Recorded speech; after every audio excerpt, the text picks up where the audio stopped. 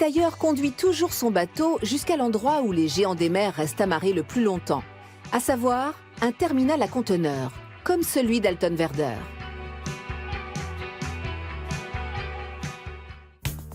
Chaque jour, plusieurs milliers de conteneurs y sont manipulés grâce à un dispositif entièrement automatisé. Ici, pas un humain à l'horizon, ou presque.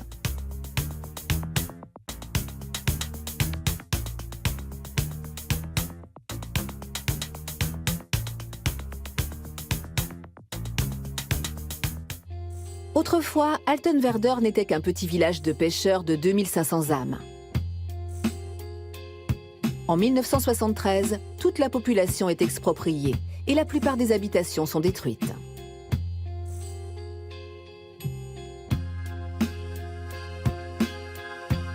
Depuis maintenant 20 ans, plus aucun humain ne vit ici. Du village initial, il ne reste aujourd'hui que l'église, classée monument historique et située à proximité du port.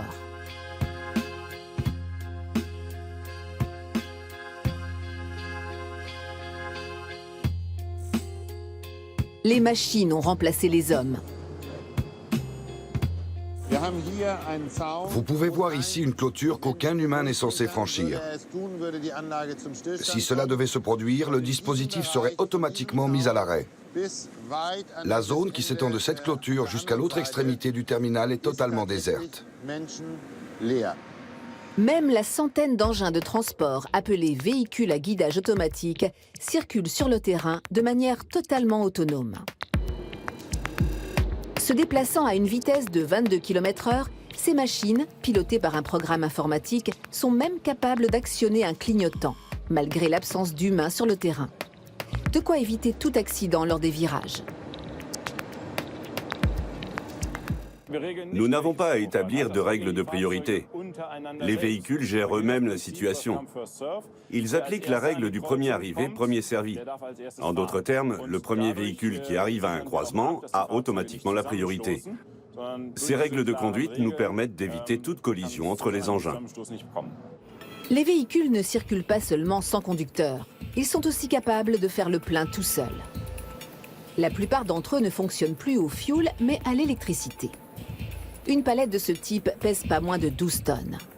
Les batteries électriques des engins se rechargent principalement grâce au vent. Une partie de l'électricité dont ils se servent provient d'éoliennes installées dans l'enceinte du port. L'énergie fournie par ces géantes permet aux batteries de tenir 18 heures. Ce balai de machines prend fin au pied de gigantesques grues qui empilent des conteneurs dans un des 26 lieux de stockage provisoires. Chaque rangée compte jusqu'à 1000 conteneurs superposés sur 5 étages.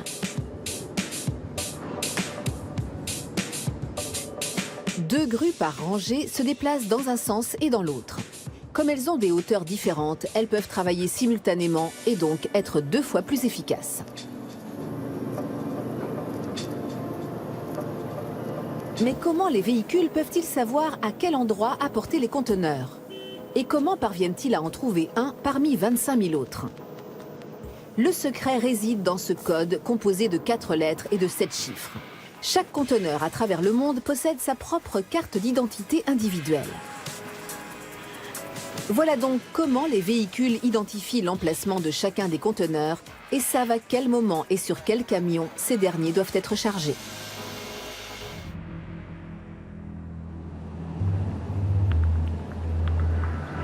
Mais le terminal ultramoderne d'Altenwerder est confronté à un nouveau défi de taille, le pont de Kölbrand.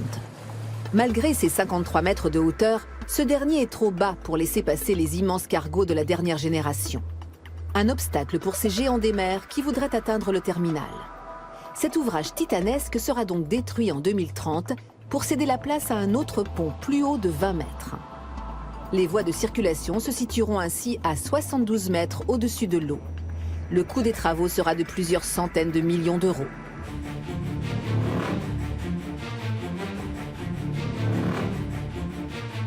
Altenwerder va devoir procéder à de nombreux aménagements dans les années à venir pour pouvoir continuer à figurer parmi les terminaux portuaires les plus modernes au monde.